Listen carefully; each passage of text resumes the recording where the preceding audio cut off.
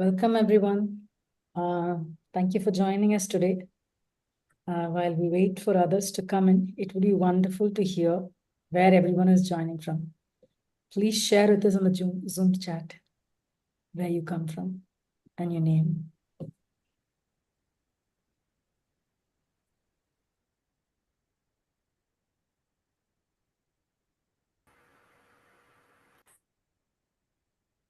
Good morning, everyone. I'm Deepthi and I'm from San Francisco.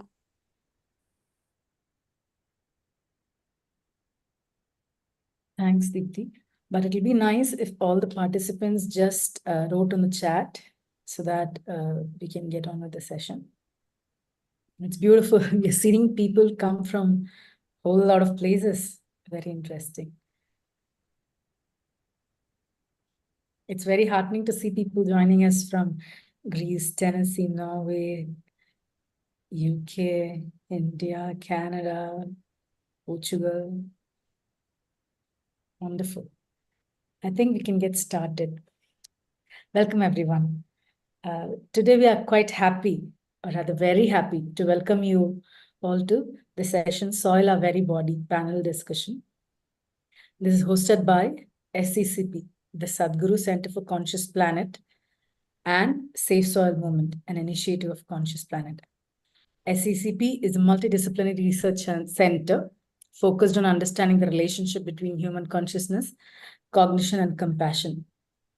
SCCP also hosts monthly gatherings featuring lectures, discussions that showcase the research and insights of their multidisciplinary community.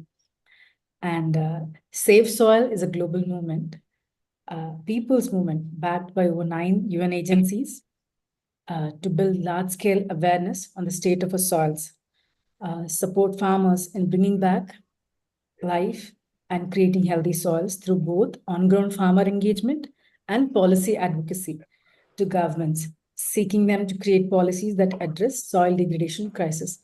The movement has reached over 4.1 billion people since March, and the movement has been collaborating with various country governments and UN conventions actively to get the world's attention to soil.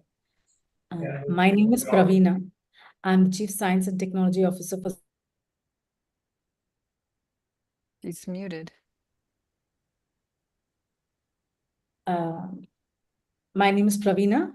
I'm Chief Science and Technology Officer for the Safe Soil Movement, and we will be recording this session.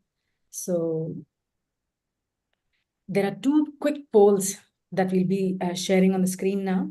If you all could take 15 seconds to just respond to it, that'll be great.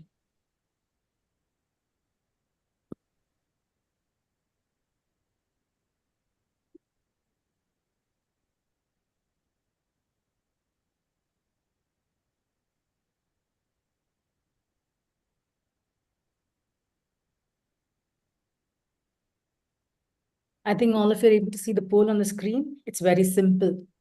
You just need to select one of the options that you think is the case.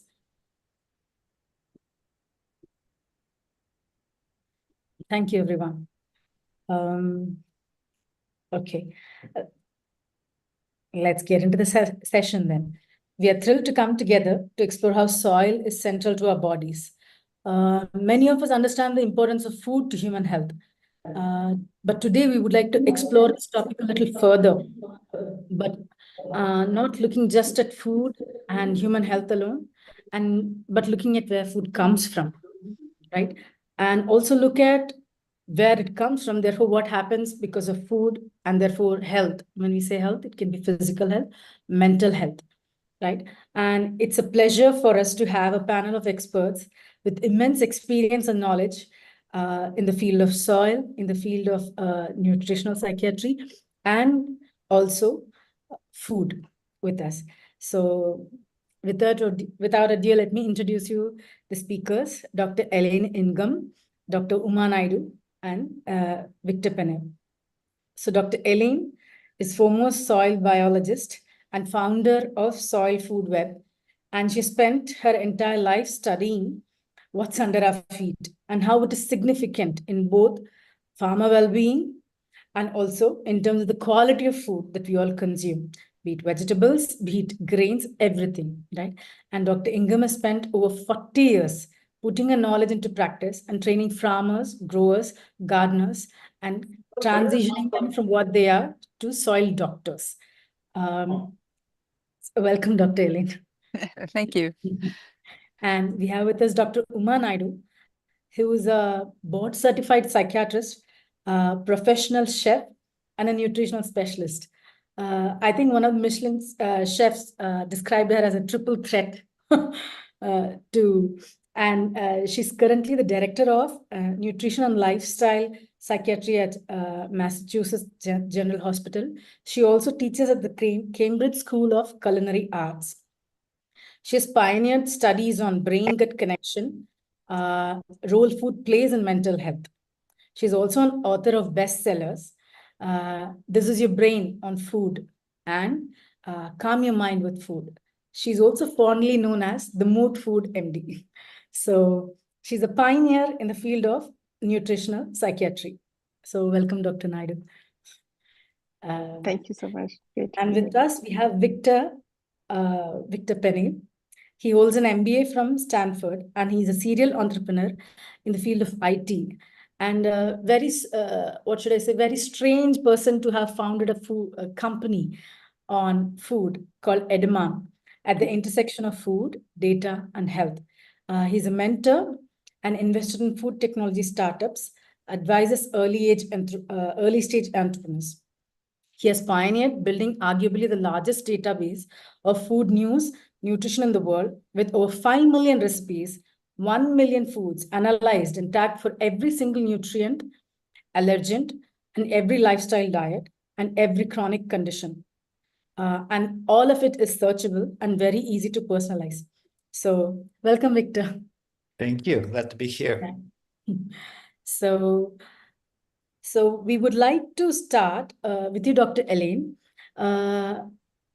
Would you like to share how you became a soil biologist and how in the early days of research, not many people actually acknowledged the role of soil ecosystem, and where the study in the field of soil biology could contribute, and from there, where is the field today, and what is the connection between soil biology and the food quality and quantity?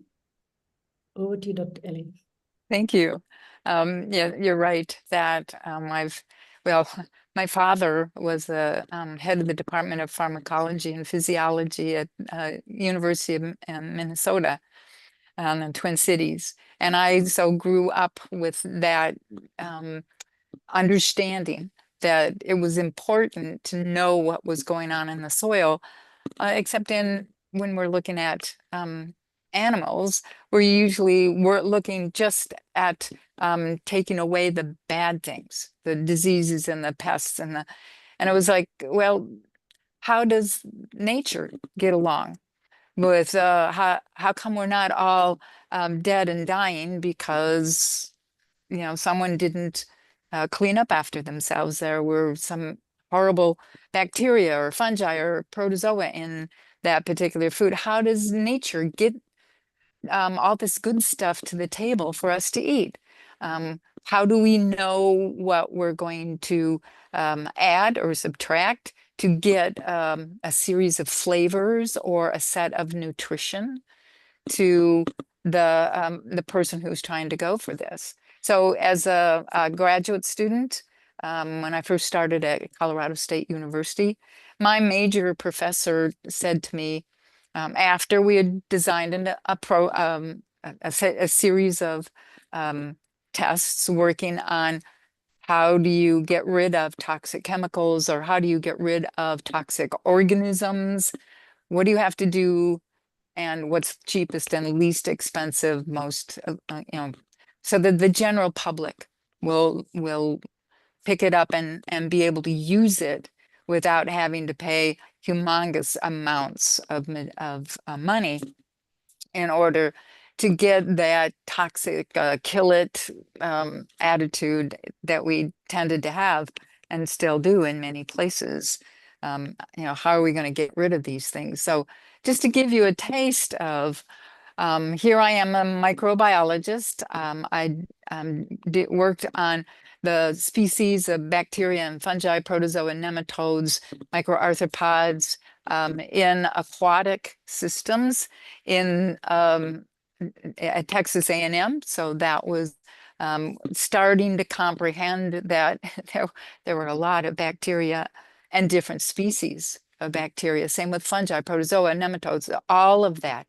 So nature has to be doing a lot of work to get these organisms back into the soil, to make things so that it's no longer toxic. But we as human beings have completely ignored that nature does what's necessary to make the world not just belong to the disease causers. So as a graduate student in my uh,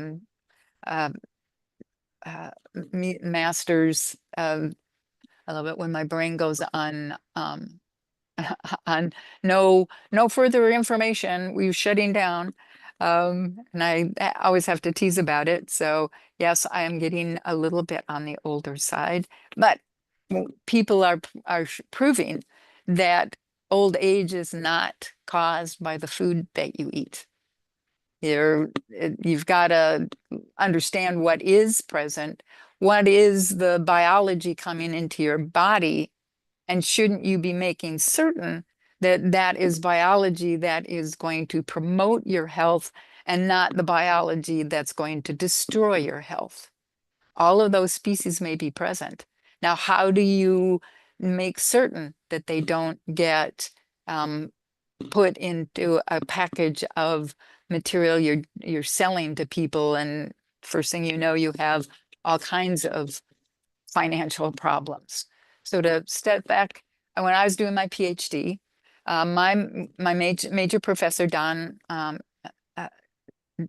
yeah, uh, I'll remember that's, how could you forget?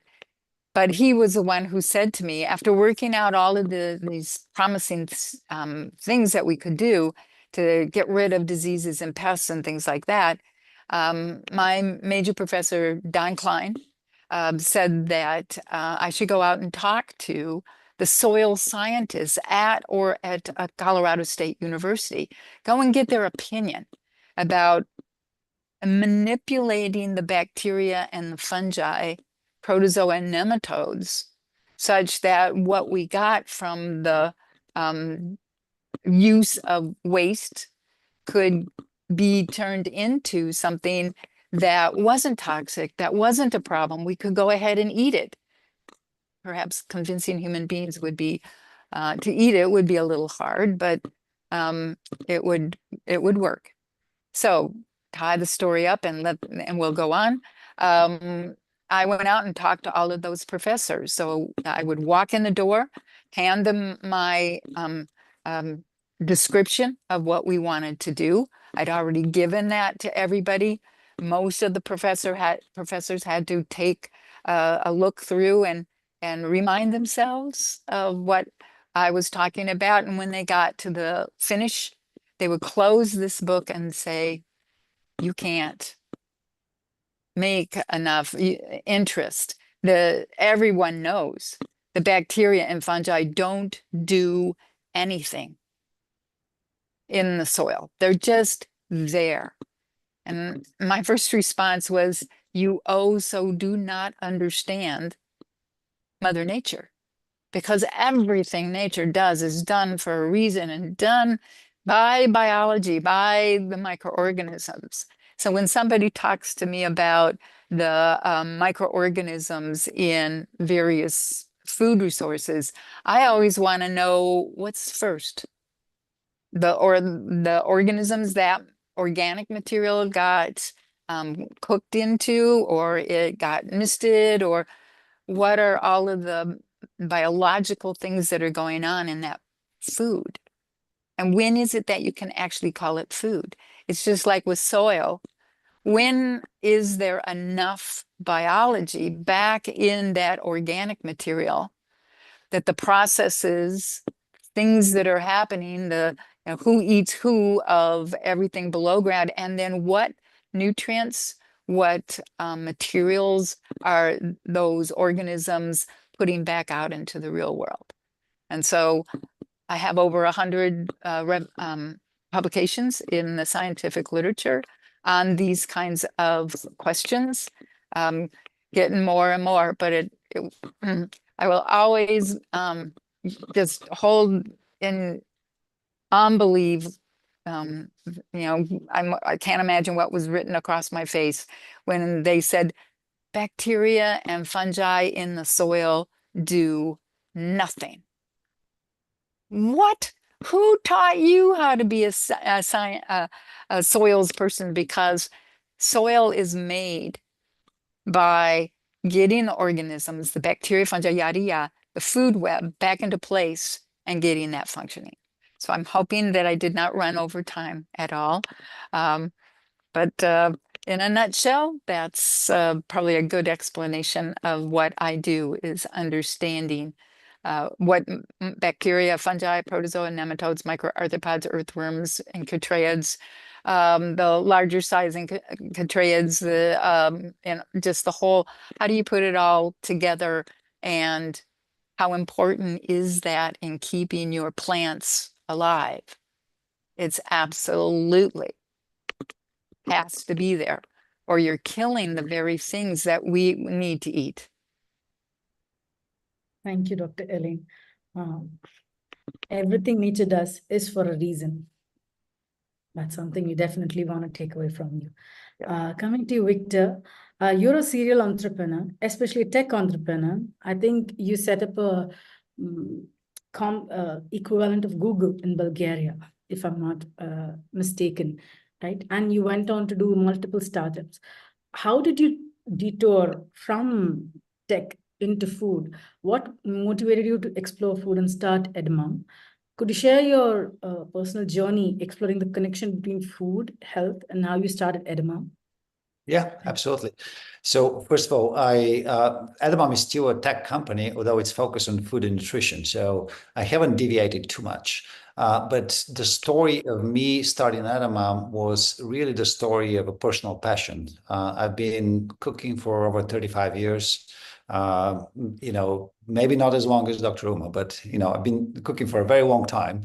At some point, and I had sold that company that you mentioned, which we built with a friend of mine, Bulgaria's largest internet company. That's 15-minute fame, et cetera, et cetera. And I was looking what to do next. And one thing that I realized, and strangely enough, I was on a beach in Thailand and I was thinking about starting a media company because that's what I knew. And then I realized I think about food 4 or 5 hours a day. So I decided that I have to combine my passions for food and technology and try to solve a big problem. And the problem kind of, after thinking about it, showed itself. People want to know what's good food to eat. And the information out there is contradictory, incomplete, unavailable, and really people are struggling. There are so many fads. So the idea behind Edamame was, let's organize the world's food knowledge so we can help people make the right food choices. Now, as the journey progressed, I realized something that I intuitively knew, that food is the ultimate medicine. And that if you eat the right food, you live long, healthy life. So the goal for me is let's get everybody to live to 120 without chronic conditions, without mental illness, and that will be because of the food they eat. And the connection with the soil is just one of those things that is so obvious, because what your soil is makes what your food is, and the soil biodiversity is the direct predictor of the nutrient density of food, which is the direct predictor of human health. And I think we're all talking about that here. But that's it. And so Edamame itself is starting to organize the world's food knowledge. We focus on recipes and foods because that's what was popular. And we focus on information that's available, which is nutrients, allergens, lifestyle diets, chronic conditions to the extent that we know how foods impact chronic conditions, things of that sort, glycemic index, inflammatory index, et cetera, et cetera. We do want to expand a lot more into flavor, taste, provenance, where does the food come from, how it's been processed, etc. We can talk about that at a later stage, but that's kind of the ambition. Ultimately, we want to have a fully transparent system where everybody can really know what they put in their mouth and actually make the very informed choice. Or maybe they have a personal nutritionist, which is an AI that helps them, decide what they should eat right now. Hope I answered the question. Yes, you did. And thanks for sharing your personal journey. Food is the ultimate medicine, you say. And that nicely brings us to Dr. Uma, who actually looks at food as a medicine, especially for, like her books talk elaborately about the medicinal value and what they do to mental health.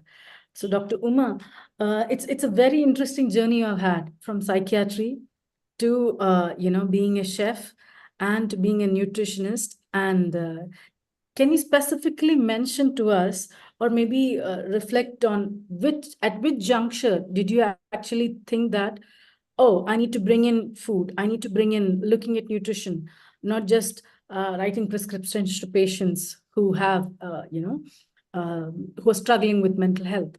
So it'll be we would really be keen to understand your journey in bringing all these things together. Thank you. Thanks so much. I think that there were a few different aha moments that I had in my career. Firstly, I was raised in a family that cared about food and cared about healthy eating. My mom was in medical school when I was little. So during the day, I would spend time with my maternal grandparents. And from them, I learned things like, they would want to entertain me because I was a preschool dropout. For some reason, I didn't want to go to preschool, and my parents allowed me to not go. So, but part of the reason is I enjoyed my grandparents so much, and that was much more fun to spend the day with them. But from them, I learned things like yoga, meditation, but also how to eat healthy. My grandmother would be growing vegetables. I'd help her pluck these fresh vegetables. Food was very much a component of how I was raised.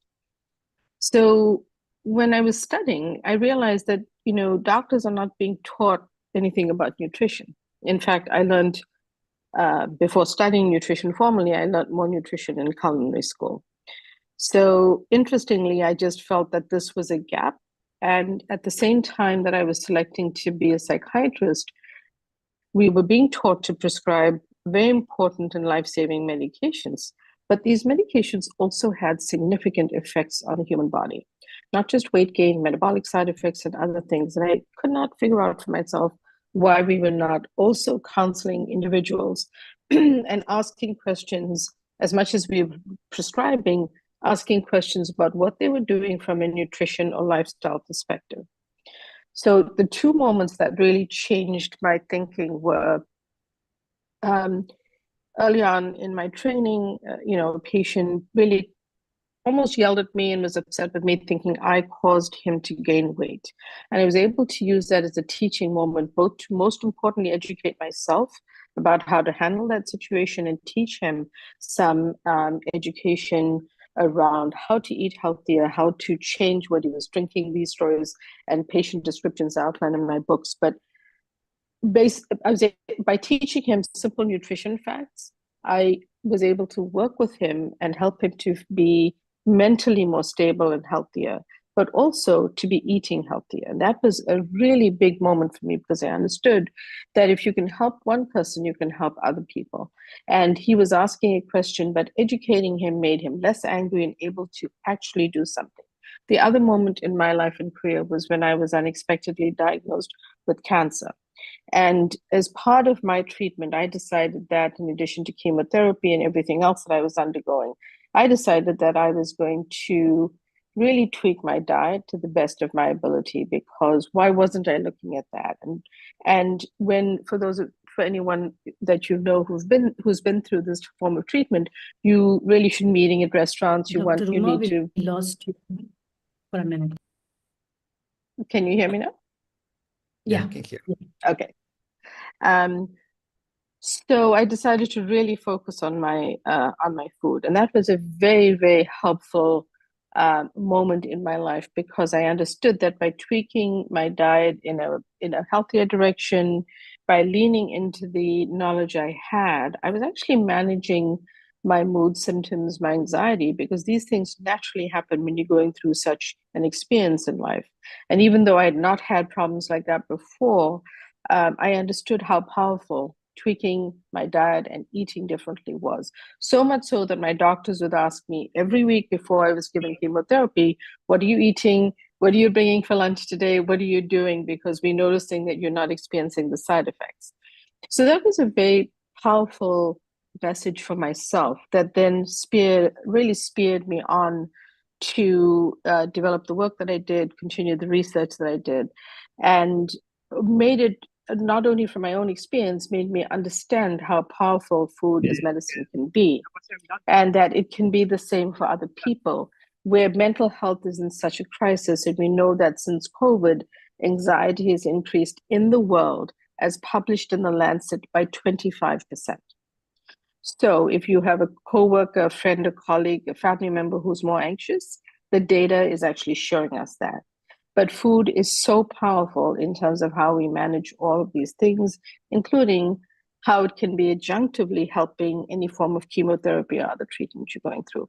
So those were the things that really, I would say, besides my cultural background and how I was raised, really led me to make the decision to focus in on this and to bring it forward in the world through the books that I write, which are nonfiction trade books, but textbooks and other research that I do. So thank you very much for having me. Thank you, Dr. Uma. Actually, quite, I would say it's moving to hear that how you went through something as difficult as cancer and still could, you manage the psychological effects as well. I think a lot of strength, it takes a lot of strength to do that.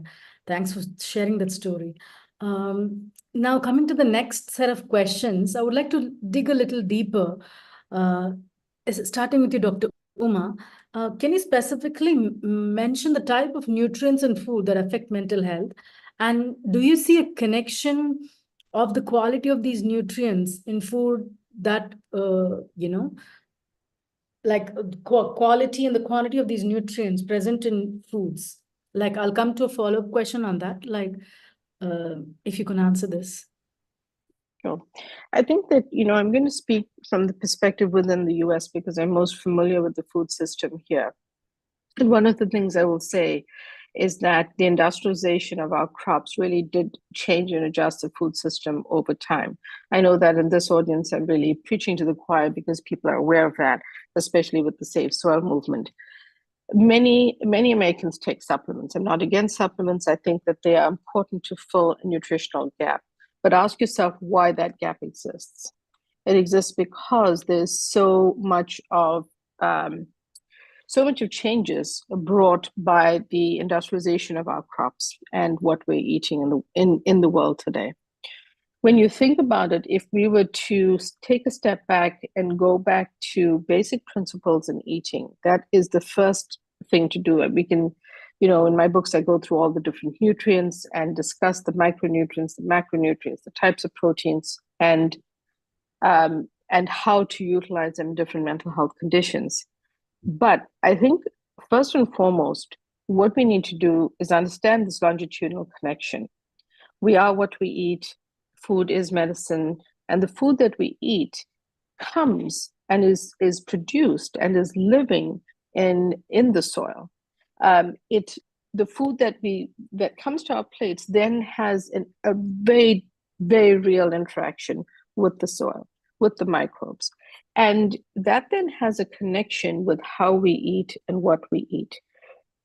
In mental well-being, and I think a very important piece, and the reason that I do the work that I do in nutritional, lifestyle, and metabolic psychiatry is that people associate food with weight gain, and they associate food with conditions like diabetes and hypertension most commonly. A certain type of diet for hypertension, a certain type of diet for diabetes. But they don't associate food with emotional well-being. And there's now an emerging and very real connection that we are uncovering, especially through one mechanism being the gut microbiome and the gut-brain connection. So I think it's it's helping us understand that there's a physiological, biological, anatomical, and biochemical connection between these two organs connected anatomically, but also then impacting our food. So I think if it's a few things that I'd like people to understand, it is that food is hugely important to your physical, but also your mental well-being. And I usually like to start very broadly by saying just do one thing: swap one unhealthy food that you're eating with a healthier version. That is the best way to start, and then we can always dive deeper into nutrients that affect different aspects of mental well-being. Thank you. I just had like you specifically mentioning about, you answered, I have one of the follow-up questions I had about how the quality of food affects mental health. Do you also see the quality of food affecting physical health and therefore the mental health also? Do you also see that happening? Yes. So interestingly, a lot of my patients who are working with me constructively on, say, improving mood symptoms, improving anxiety, I find that over time they also are able to lose weight. And why is this? Because they are from eating whatever they're eating. And that's why I'm saying to everyone, if every one of us, including myself, just swaps out one less healthy food for a healthier version, it's a place to start. The moment you start paying attention to the food on your plate, the source of the food, where you're getting it from, are there farmers you can support? Are there farmers markets you could get your food? Can you grow some vegetables in your garden? You really start to experience a mindset shift, and you're starting to pay attention. You are eating healthier. Maybe you're preparing food more often. Very large database studies have actually shown that when you prepare food at home, you eat less and you actually lose weight. So just preparing food at home, even some days of the week, I realize everyone is busy, but even if you do that, that can be a helpful change. So yes, there's definitely impact on both. They are unique, they are unique to each condition, but certainly eating healthier will improve your mental well-being. There's specific nutrients for different conditions, but it will also improve your physical well-being. Thank you, Dr. Uma. Swap one unhealthy food with healthy food. That's definitely something all of us Just are start taking there. action. Just start there. Yes. Victor, coming to you, how do you see the connection between food and where the food is produced from?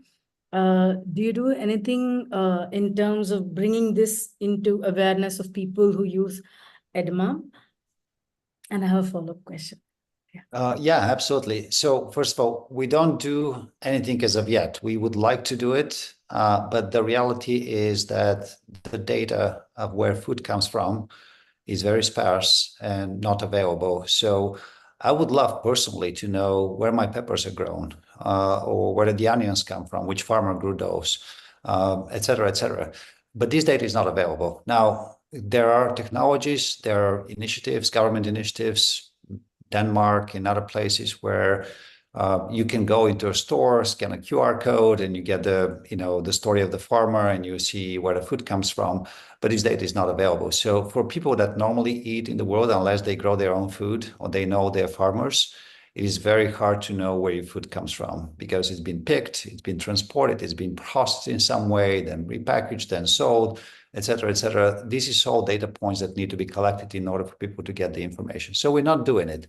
But what you can do is actually start to learn about where your food comes from by connecting to local farmers. And I think this is probably one change that everybody can make. There are farmers in every country. And if you support the farmers that grow food regeneratively, in a way that the soil is enriched and hence the nutrient density of the food is enriched, you most likely be eating very, very healthy, and you'll be supporting a local farmer. And that's what we've been doing actually in Bulgaria. After I moved back to Bulgaria, it took me about a couple of years to kind of put together the puzzle of where I get my food. And in the process, I met a lot of farmers. I went to their farms. I talked about what they grow, how they grow it, et cetera, et cetera, et cetera.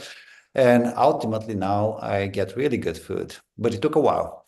And in order to make this available to everybody else, and that's outside of edamame, this is my personal effort. we are trying to organize the farmers in Bulgaria that do regenerative practices to get them together, starting with vegetables and fruits, and then probably expanding further down, and be able to actually provide that information to people so people can find the food from the farmers and eventually have enough knowledge that can be shared with other people that want to go back to the to the earth and grow food. And ultimately that is an information problem that can be solved. Now, on a global food systemic level, I don't think we can solve it. I think Adaman would love to do that, but that's probably a couple of decades away, maybe even 5 decades away. But on a local level, it can be done. So as a personal practice, I'm doing that. I'm trying to find where the food is grown and how it, in what I put in my mouth.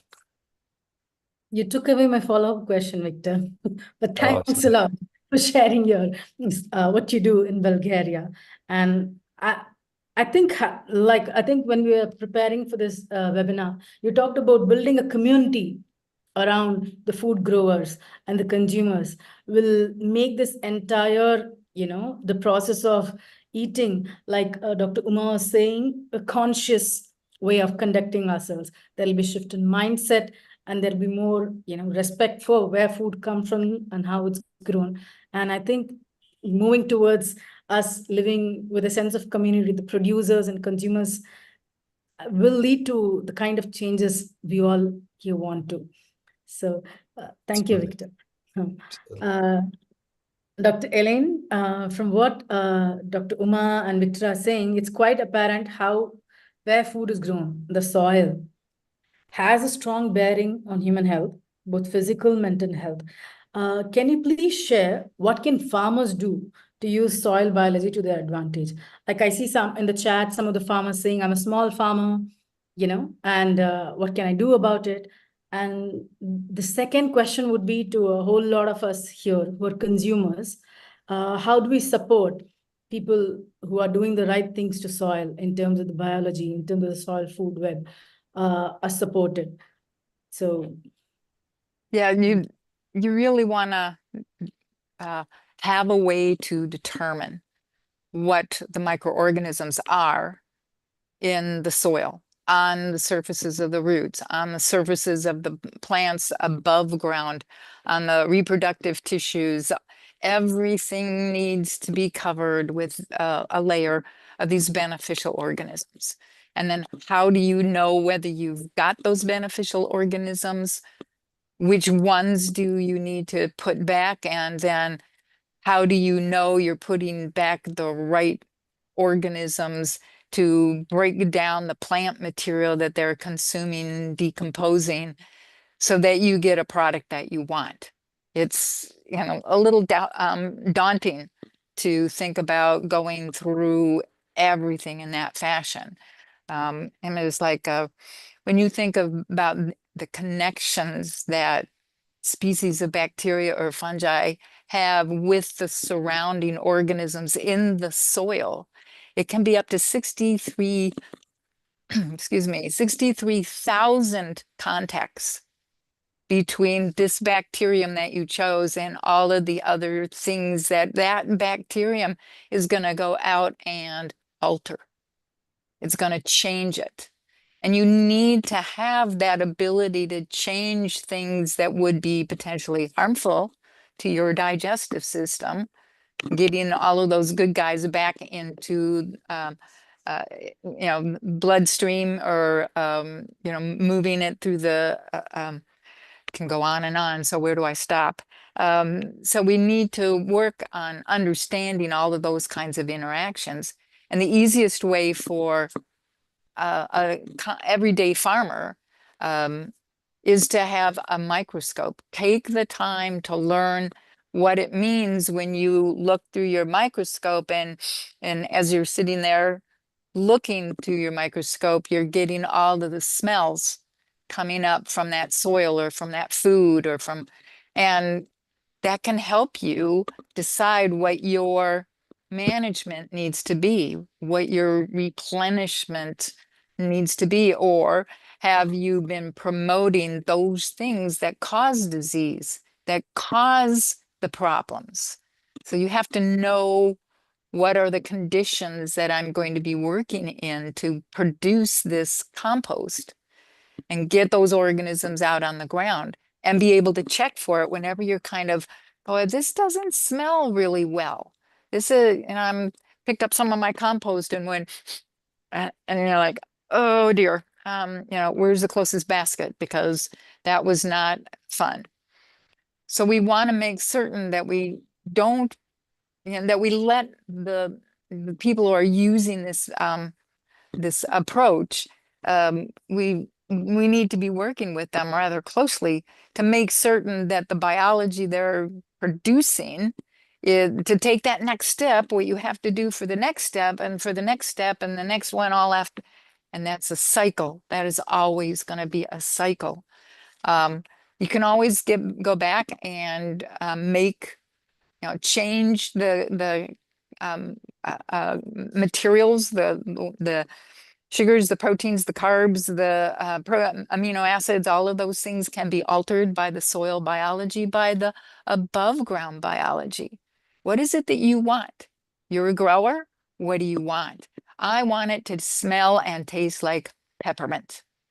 Well, but on this other material, exactly the same plant, I don't want the peppermint. I want cinnamon. And so this is a whole new world, if you will, of trying to match the food with what we want to be eating to what are the nutrients that are going to be the best for your digestive system and to solve the problems in your own body. So you don't have to move away from home. You can be running the farm and you can be learning and reading. You just have to learn how to use a microscope and what are the organisms that you have, or they the ones you want. How do I get rid of the ones I don't want? You make compost. You make compost teas and compost extracts. And so we have all of that kind of information on the courses that we teach at Soul Food Web. I think I've probably taken up more than my fair share. So next. Okay. What do we do as consumers? Like we have a garden, we have a backyard, like as consumers who can produce part of the food. Like as you're saying, the farmers need to start using microscope and get a feel. One is to use your own senses, smell, the feel of the soil and all of those things. Another is to use the science, the basic science of just understanding how to use a microscope. That's farmers. As a consumer, one is I can procure from regenerative agriculture, practicing farmers. Another is for me to be able to appreciate what can I do in my backyard, if you could.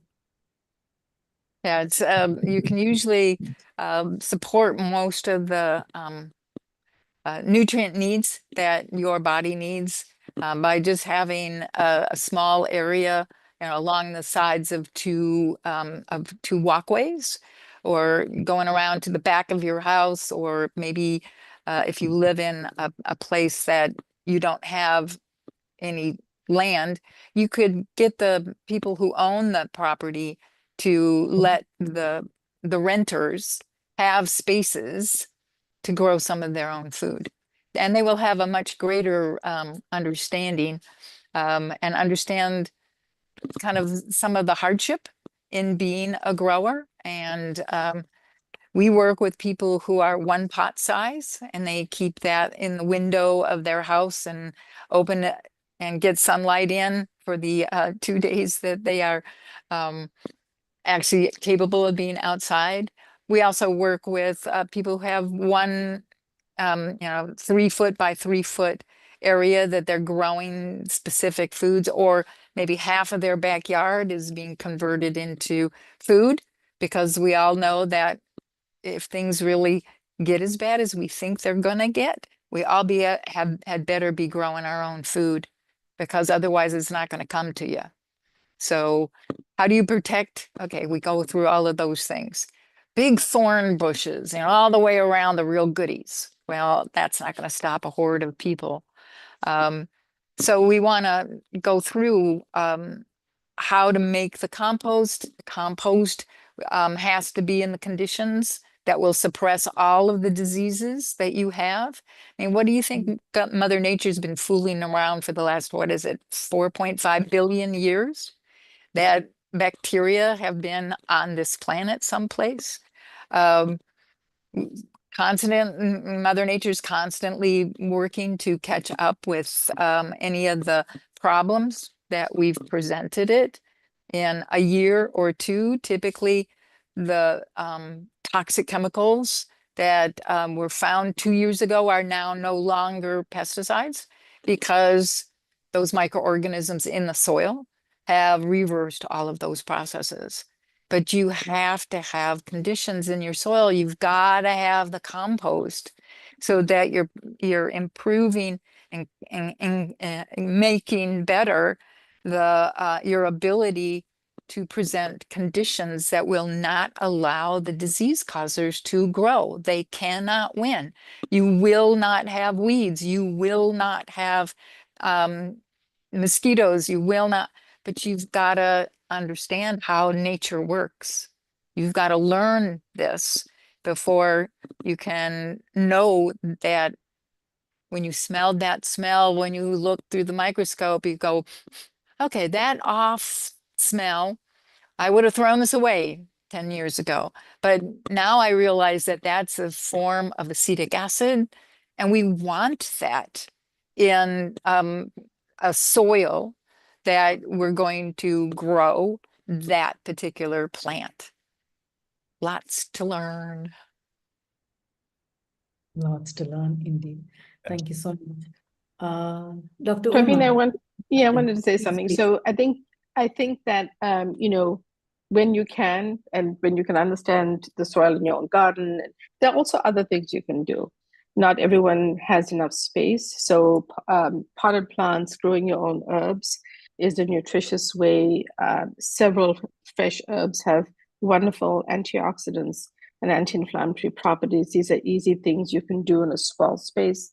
But also you can support your local farmers through CSAs, which are community supported agriculture organizations, where you network with local farms in your area. You can purchase vegetables and other things from a CSA, and that way you're getting a very different food product from the supermarket. Certainly in the United States, where things are stored and storage, and I don't need to go into that, but doing that, supporting your local farmers, supporting local areas, and trying something small on your own are easy ways to get started. I think getting into the science, as Dr. Lane is mentioning, is super important as well. But if there's a jumping off point you need, start there, grow some herbs, grow some tomatoes, grow something you like in a small, well, that needs a bigger pot, but start small and grow from there, and then support your local farmers, and think about a CSA or some sort of way to go to a farmer's market and get a different quality of produce than you might get from the supermarket. Yeah, Thank and you. we can Victor, just you were also add something, because in order to make a change in everybody's life, first of all, you cannot make a drastic change. That usually fails. People have to make small changes in order to, progress, and you have to meet people where they are. And some people may have backyards that they can grow food, but there is a big chunk of the population of the earth that now lives in urban settings, and maybe you can have some pots that you grow herbs and whatnot. But some people I know that don't even own knife. I've talked to a lot of people that don't know where to begin. They think that tomato is something that comes in a can, right? They've never seen an actual tomato in their life. So, how do you tell someone to grow a tomato when they think I can't mute it. Oh. So what I'm saying is that there are some really small tips. I like Dr. Uma's suggestion: swap one bad thing for another good thing. That's a tip. Find the better version of the food that you eat. Just swap away maybe processed food with unprocessed food. These types of things. If you have access to a store, ultimately, once you start moving that direction, you meet the farmers, you get to the point of, okay, this is where I want to know where the food grows. And eventually you probably get to the point where I want to grow my own food. And then, all the knowledge about composting and creating the soil that is appropriate for the plants and all that would come into place. But I think you really need to start where people are. I think it's, we work at all of the different stages of succession, if you will, small and ever more fungal. So it's easy to really push things along that successional gradient. We teach people how to make compost all the time because it is easy once you've got the knowledge to know when it's going bad and you better do something now or you're going to have to throw this stuff away. Yeah. So you use your microscope to determine when you're going to turn, when you're going to put some additions in there. So I think we've got a lot of those sorts of situations dealt with. It's now we've got to start working the connection between people who need that food and having the food available in a proper way. I completely agree with what both Elaine and Victor are saying. I think in terms of just picking up on what Victor said about meeting people where they're at, there are many parts of certainly in the United States and the world where people simply don't have access to whole foods, have access to maybe, a corner store that does not have fresh vegetables in it. So I think it starts at it starts at the point of understanding that the more times that we can move from processed to ultra processed junk foods or fast foods to an actual whole food, it's the example of don't spend a lot of money going to the supermarket to buy orange juice, eat the orange. Buy the orange, it's nutrient dense, it has everything in it that you need. But the store-bought orange juice has added sugar and all the fiber removed. Fiber is an extremely important nutrient for your gut, for the biodiversity of your gut and the health of your gut. And the health of your gut is related to the health of your brain. So, these things are, we want to be able to offer solutions to everyone. And those tips are really the more times we move away from unhealthy foods, the more times we can eat actual food versus a processed version of it. A frozen pizza, a frozen dinner is highly processed. And it may be a solution that you've needed to have, but if you start to sort of change your mindset a little bit and think about it, I think that would be important. There was just a question that zipped by in the, and they were talking about, this all sounds all wonderful, but in the small groups, small towns and things like that, you can't, you don't have the money, you don't have the resources to have everybody have their own microscope. Well, yeah, because in a group, one person decides to take on that. They love microscopes. They love, counting the little critters. They love doing the identification. And people can be very good. One person per community is what you need, perhaps. And so the larger, we're not going to just use an acre if we've got a whole village wanting to eat. We're going to be using 10 acres with different people doing different types of things with the organic material, with the organisms. When we continue on up to giant size, we work with companies that are 20,000 hectares. And we don't do one thing for everything.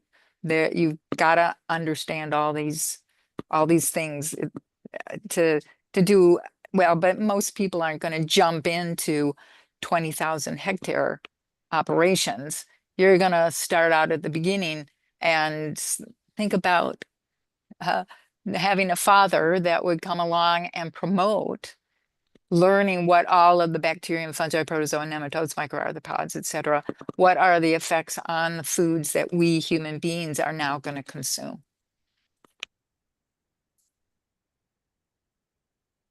Thank you. I think this is a very good discussion, starting from what farmers can do and what we do with whatever situation we are in as consumers, doesn't matter where you live, you do have a choice to move towards being healthy with respect to what you consume. And there may be possibilities of you producing part of your food by yourself. And I think it's beautifully transitioned to the Q&A session that we was about to have. So, and I think Dr. Elaine has already answered one of the questions. There is one particular question from Jennifer about hydroponics. Does hydroponically grown foods have the kind of nutrition it should have? Or it's kind of not, it is not a good, supplement or replacement for food grown in soil. Maybe Dr. Ellen, you could take a jab at Well, it. yeah, and then whoever wants to join in, I'll keep it short. Hydroponics is absolutely, we can manage to get all of the nutrients into the plants in a hydroponic system. We have that data. We haven't published it someday. But you've got to make certain that in the water that you have in the system, that you have to have the right balances of the nutrients that that plant needs in order to grow up and leave the nutrients in the leaves. Or are the nutrients that you want that plant to have, are they in the seed? Or are they, so you've got it's a liquid form of basically compost. We call it compost tea. So that we have all the nutrients, we have all the organisms that are doing those management processes, so that that plant sticking its roots down into the water, no problem. And I think that for people, if you can grow hydroponically food that's close to people and it becomes cheaper, and that's the alternative to just going to the grocery store buying conventional food that's grown in a monocultural way, it is definitely a big game changer. So 2 thumbs up for any technology that gets better food in your body. And ultimately, yes, you want to have rich soil and grow your own food, but hydroponics is a very good step. Thank you. I'm just looking through some of the questions. I thought we were going to see Dr. Uma give us a little bit of response to the hydroponics.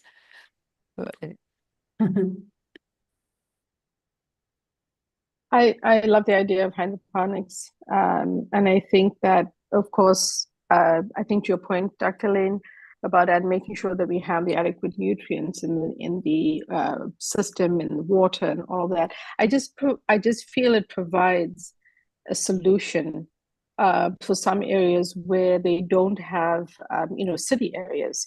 One of the largest farms that supports some of the big restaurants in Manhattan in New York City is actually a hydroponic farm just outside the outskirts of New York, on the border in New Jersey.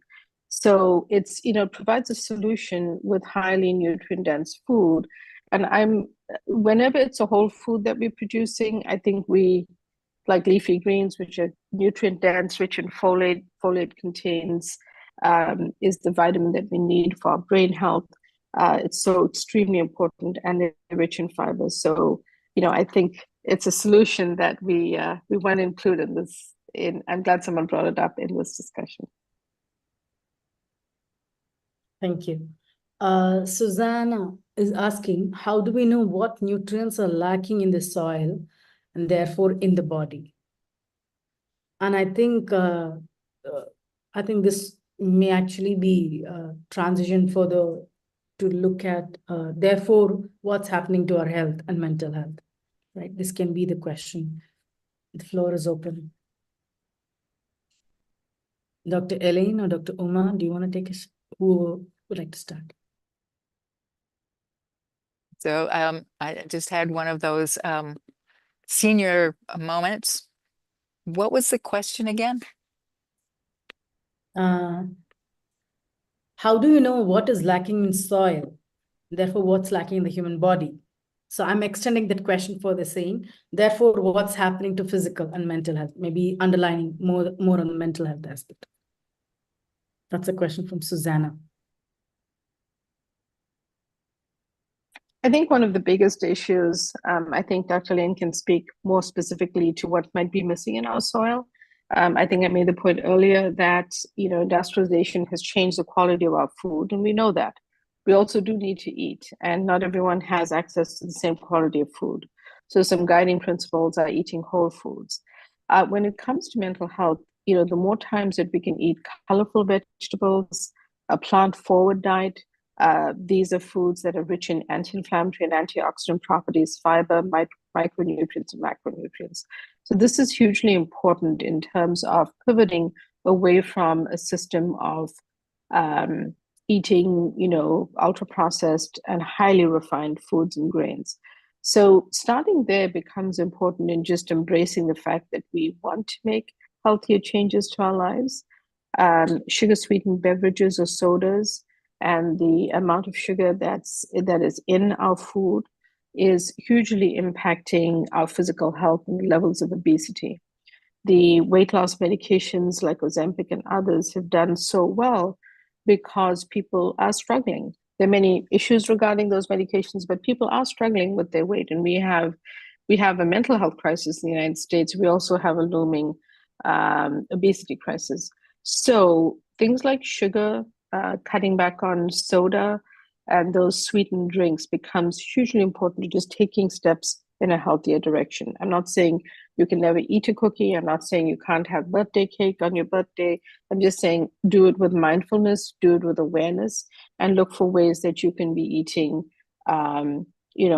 eating actual food, and go towards, when it comes to grains, go towards actual whole grains, not some processed sliced bread in the supermarket, because those are highly processed and have a lot of unhealthy ingredients in them. So just being thoughtful about the choices you make when you can, and if you have access, becomes important. Thank you. There's one question from Alexander asking, is there an easy way to measure nutrients in food we eat from the comfort of our home? I think there are organizations, like I would like to share a little bit 2 cents of what I'm, some institutions called like BioNutrient Institute. I think Dan Kittredge there has been developing some nutrition density meter for us to understand what is the density of what different types of nutrients present in a food that you're eating.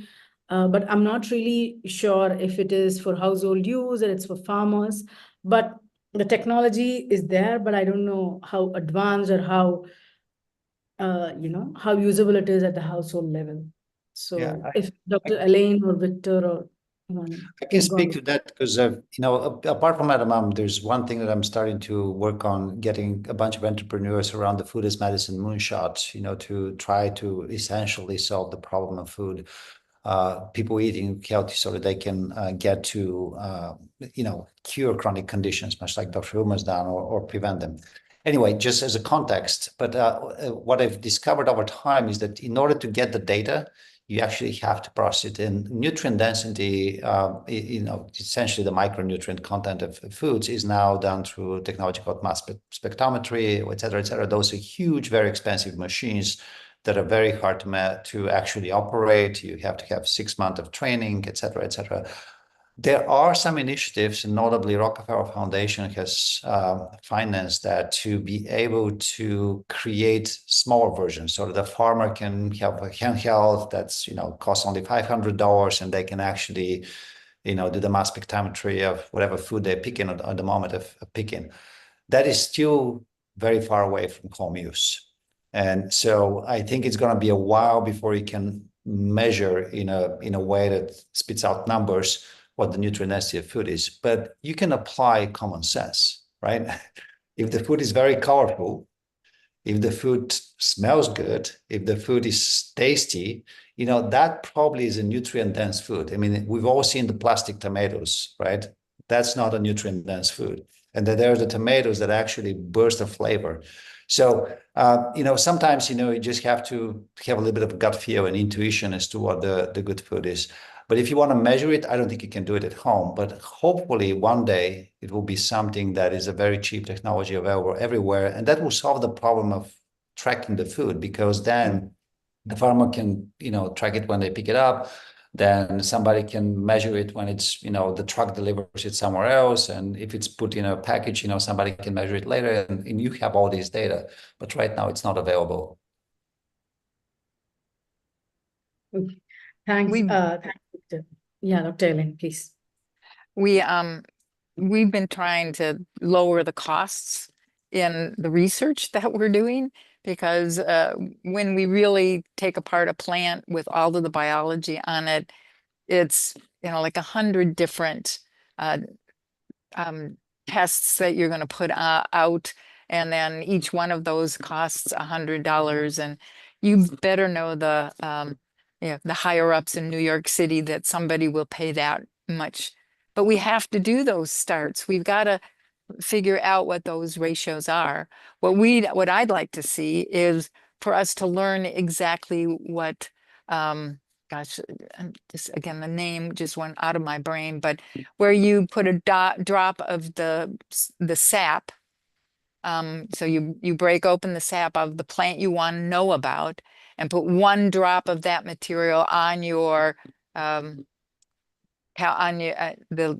cute little thing. Help me out. What is that? What's the name of that? Where I can put a drop of the sap. Slide, the microscope No, slides. not a microscope slide. It looks somewhat the same, but it's like everybody. Well, you'll it'll hopefully come to mind. But you Refractometer? put a drop of the sap on there. Electrode? Nope. So you have just a smooth surface that you lower a top onto it, so everything in that drop is at the same concentration, and then you hold FTIR? Is it FTIR? FDAR. Let me finish with and maybe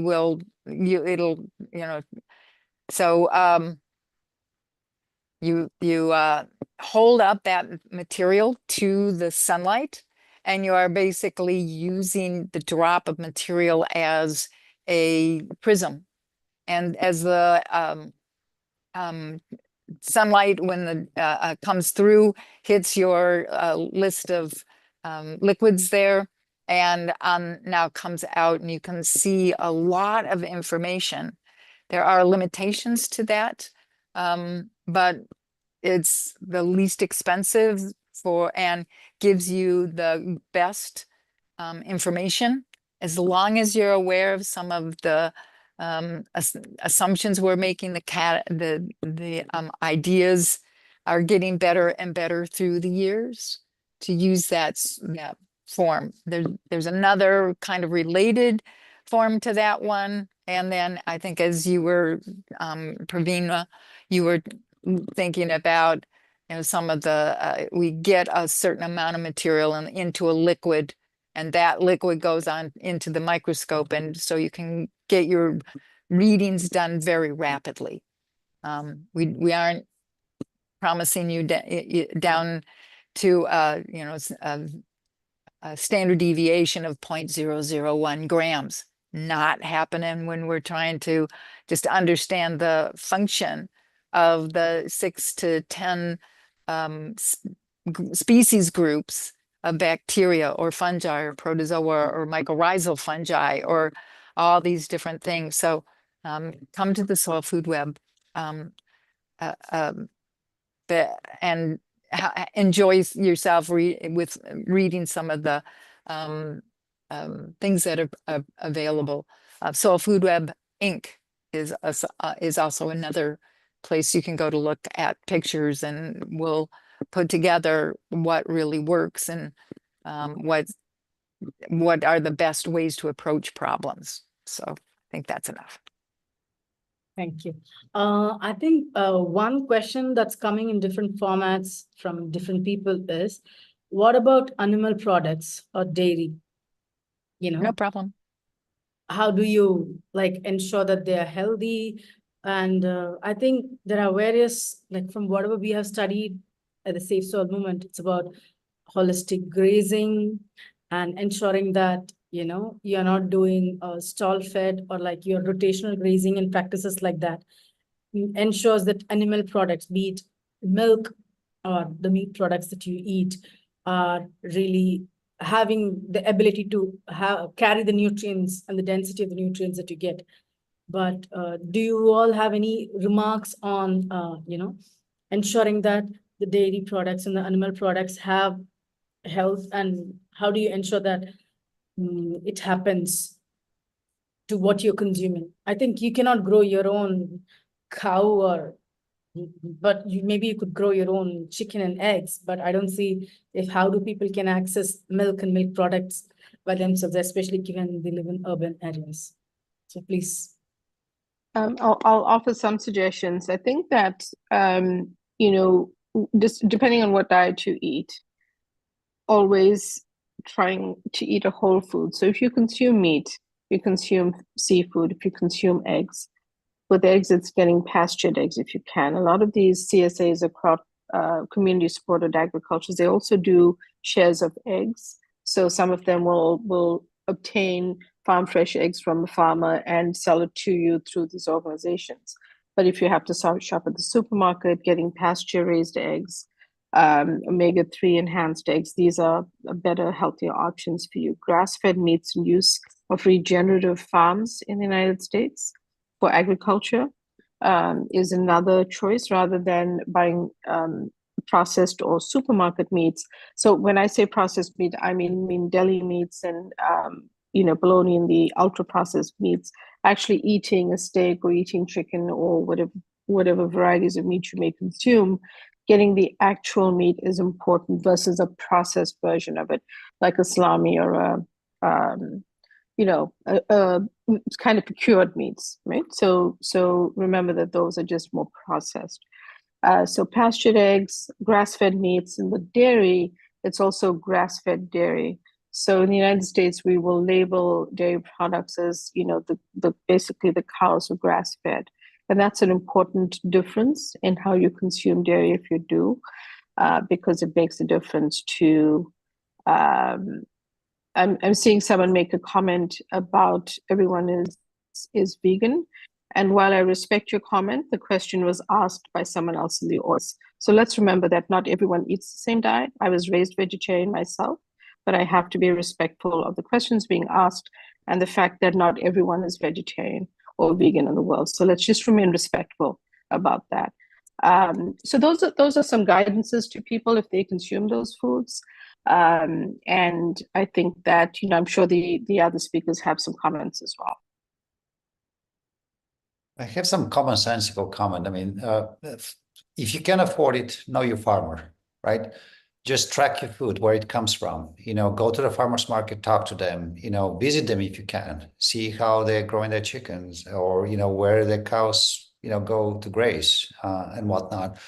If you cannot afford that, a rule of thumb I used to have before I started knowing farmers for dairy products in particular is I stayed away from products from animals that are mass produced, like cows and pigs and, etc. But if you go for goats, for example, there's a lot less chance of them being fed industrial food. They're probably grazing somewhere out there. So that might be a kind of a shortcut, just go for the non-main types of, meat and dairy products and whatnot. Same for fish. I try to get wild-caught fish, not farm-raised fish, so that is another thing, that's you ensure that the animal has eaten something that it's meant to eat. And then, it will probably have all the nutrients that your body needs. So that would be the commonsensical approach.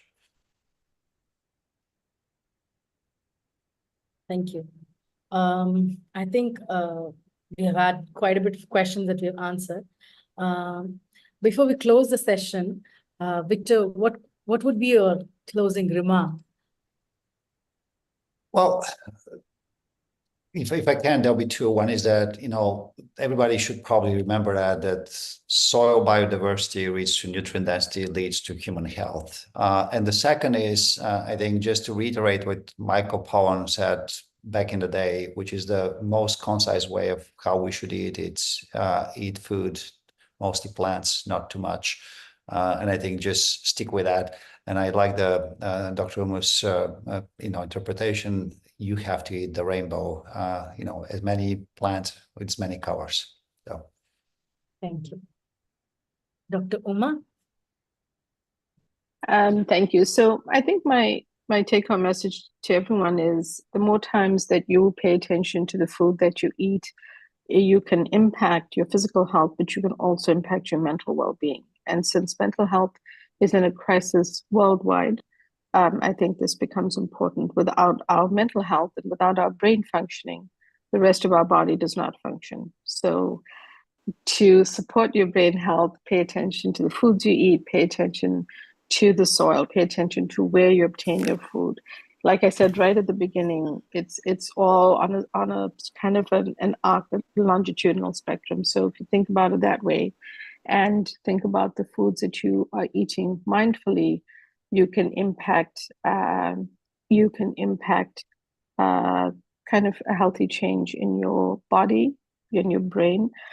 But with the biodiversity of the soil, biodiversity of plants, really, really impact the biodiversity of your gut microbiome, and the health of your microbiome is really related scientifically, and it's been shown to be impacted by that. So it's on an arc. Think about it carefully, make the right choices. It's not a perfect world.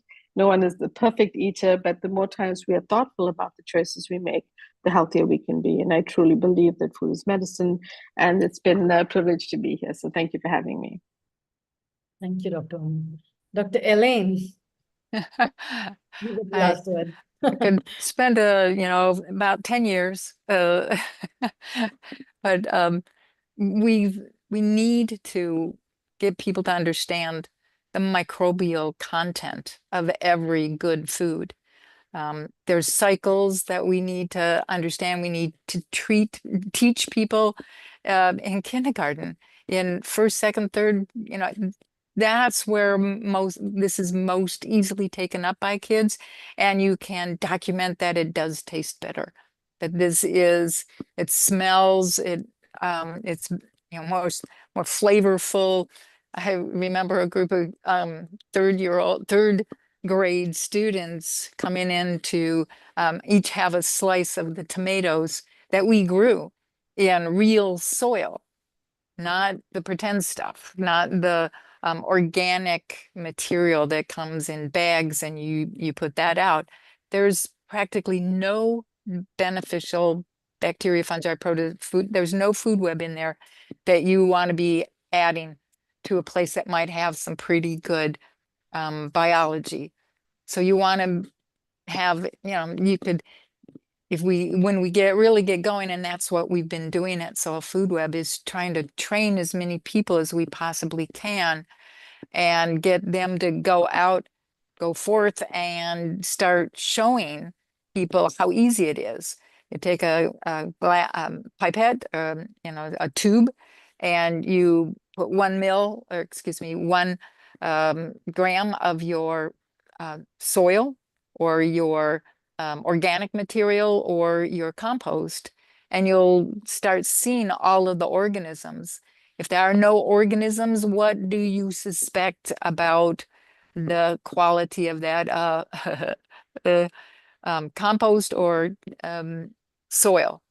Not soil, because it has no biology that's worth anything in the world of Mother Nature, we shouldn't be asking for materials that can't possibly promote beneficial organisms. So I could go on and on and on. And come and take some of our classes. Start slow and see if it's the right pace for you. Because we need more people. That's all there is. All over the planet, we have people that work with us in India, in Sri Lanka, in in China, in Rowena, or all of those throughout okay, so enough. Come and visit us, please, and if you have questions, you can get us there. Thank you so much, Dr. Elaine. Thank you, Dr. Uma. Thank you, Victor. Summarizing what you all said, like take baby steps, learn about where your food comes from, try and see how to grow your own food, understand the pain of a farmer, start replacing one unhealthy food at a time with a healthy food. And, the relationship between the gut microbiome and the mental health is so strong. And I think we at Safe Soil have studied some of the papers where it says the soil microbiome and the gut microbiome are almost like mirrors. And therefore, where your food comes from is extremely important for your mental health, your physical health, and generally even for the overall biodiversity and the environments we live in. So thanks a lot for all of you for coming in and sharing with us what you have learned through your life, and spending some time answering all the questions and presenting to us. Thanks a lot. We are all very privileged to kind of listen in. Before we close, we had some things to share. Maybe we can bring up the slides. We had another session a few weeks ago looking at solutions for eco-anxiety. If you have missed that particular panel, maybe you could look at the YouTube channel of SECP. Shyam or somebody, will you be able to present the deck now?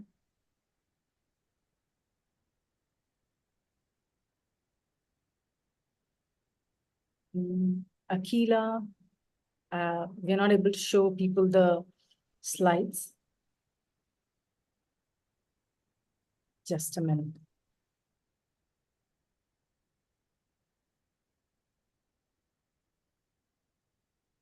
Well, as long as we have a pause here, I think I'd like to say thank you so much for offering us this venue to be able to get out and speak to people and have this back and forth. Thank you so much. Not at all. It's our privilege. And I think we still have over 500 people with us, and we really glad that so many of us could sit, listen, and interact quite actively throughout the whole period. Thanks a lot. Yeah.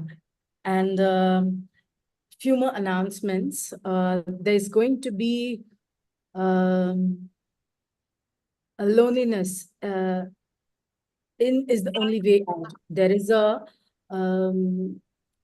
session happening between Dr. Vivek Murthy and Sadhguru on September 28th. And registration informations will be circulated by SECP on the monthly newsletter and also be posted on social media. And next slide, please. You could stay connected to the Sadhguru Center through these, through X, LinkedIn, and the monthly newsletter. The QR codes are there and you could maybe follow and subscribe. And coming back to Safe Soil, if you would like to support the Safe Soil movement, please use the QR code to discover the scale and scope of the initiative. We are engaged with farmers, over 200,000 farmers in south of India, and we work with local communities and we conduct farmer trainings. Dr. Elaine, we are inspired. We also teach people to do compost tea, and we engage with local communities, and we have festivals where people can come and explore variety of various food products. Like in India, we have over 130 varieties of jackfruits and bananas and such, because we being a tropical country, we kind of encourage communities to understand the food biodiversity. that exist and farmers who grow such things.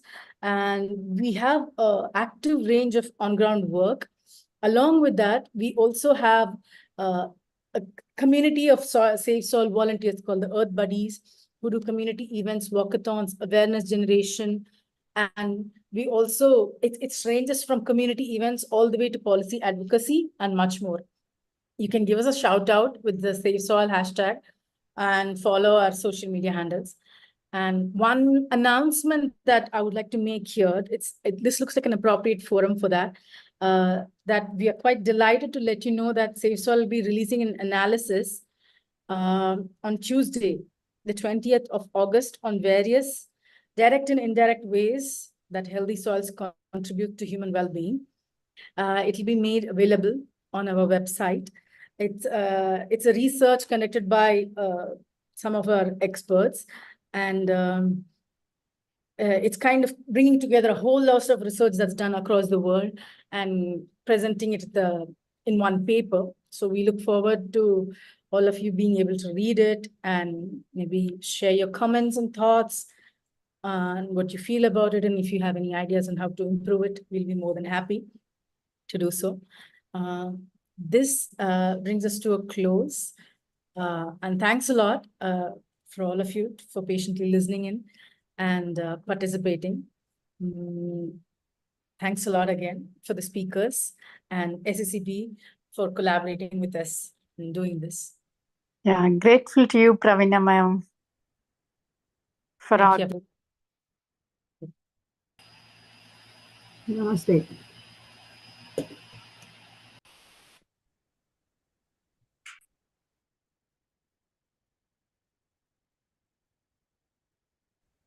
Namaste. I think we have one exit poll or poll before we close the event. We will just circulate it. Let's see if how many of us can participate in that. Can we bring up the two polls?